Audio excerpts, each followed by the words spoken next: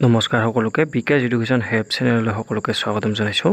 আজি আমি এইটো ভিডিঅ'ত পঢ়িম যে অসম জাতীয় বিদ্যালয়ৰ ক্লাছ 6ৰ বিজ্ঞানৰ পাঠ নং 7 উদ্ভিদ আৰু ইয়াৰ অংগসমূহ। ইয়াৰ আজি প্ৰশ্নোত্তৰখিনি এইটো ভিডিঅ'ত আজি আলোচনা কৰিম। তেনেহ'লে ভিডিঅ'টো চাই থাকক। প্ৰথমে 1 নম্বৰ প্ৰশ্নটো দিয়া আছে যে কাণ্ডই পানী মিহলি খনিজ দ্ৰব্য শোষণ কৰে। ইয়াৰ উত্তৰখিনি হ'ব এনেকৈ, শিপাই পানী মিহলি খনিজ দ্ৰব্য শোষণ কৰে। বি নম্বৰটো যে পাতে গছ থিয় হৈ থকাত সহায় কৰে। ইয়াৰ উত্তৰটো হ'ব যে শিপাই গছ থিয় হৈ থকাত সহায় কৰে, এনেকৈ হ'ব। তাৰপিছত চি নম্বৰটো সকলো ফুলতে পাহি আৰু বৃত্তি একেধৰণৰ। ইয়াৰ উত্তৰটো হ'ব যে সকলো ফুলতে পাহি আৰু বৃত্তি একেধৰণৰ নহয়, এনেকৈ হ'ব। তাৰপিছত ডি নম্বৰটো যে গৰ্ভাশয়ৰ ডিম্বক ফললৈ ৰূপান্তৰিত হয়। ইয়াৰ উত্তৰটো হ'ব যে গৰ্ভাশয় ডিম্বক বীজলৈ ৰূপান্তৰিত হয়, এনেকৈ হ'ব। তাৰপিছত প্ৰশ্নখিনি দিয়া আছে 2 নম্বৰ প্ৰশ্নটো যে কাণ্ডৰ কাৰ্য উল্লেখ কৰা। ইয়াৰ উত্তৰখিনি লিখিম যে কাণ্ডৰ কাৰ্যসমূহ হ'ল এ নম্বৰ লিখিম যে শিপাই মাটিৰ তলৰ পৰা কঢ়িয়াই লোৱা পানীক সাৰ খনিজ লৱণ আদি কাণ্ডই ডাল পাত আদিলৈ পৰিবহণ কৰে। আৰু এটা লিখিম বি নম্বৰ যে পাতে সূৰ্যৰ তাপৰ সহায়ত প্ৰস্তুত কৰা খাদ্য কাণ্ডই শিপালৈ পৰিবহণ কৰে।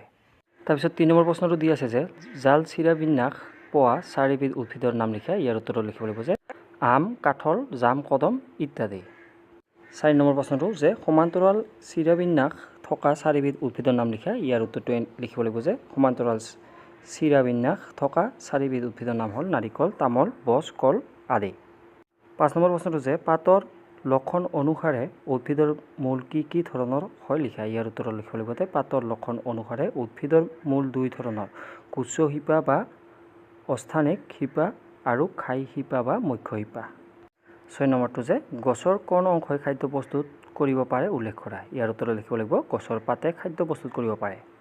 7 নম্বৰটো যে সালোক সংশ্লেষণ কি। ইয়াৰ উত্তৰটো লিখিব লাগিব যে উদ্ভিদৰ সেউজীয়া পাতত পত্ৰসৰিত নামৰ এবিধ পদাৰ্থ থাকে। ইয়াৰ উপস্থিতিত খাদ্য প্ৰস্তুত হয়। প্ৰক্ৰিয়াটোত সূৰ্যৰ পোহৰো লাগে। এই প্ৰক্ৰিয়াত অক্সিজেন গেছ নিৰ্গত হয়। খাদ্য প্ৰস্তুতিৰ এই প্ৰক্ৰিয়াটোক সালোক সংশ্লেষণ বোলে। এইখিনি লিখিলে হৈ যাব। তাৰপিছত প্ৰশ্নটো দিয়া আছে 8 নম্বৰ প্ৰশ্নটো যে উদ্ভিদৰ কোনটো অংশত গৰ্ভাশয় থাকে। ইয়াৰ উত্তৰটো লিখিব লাগিব যে উদ্ভিদৰ ফুলৰ গৰ্ভাশয়ত থাকে।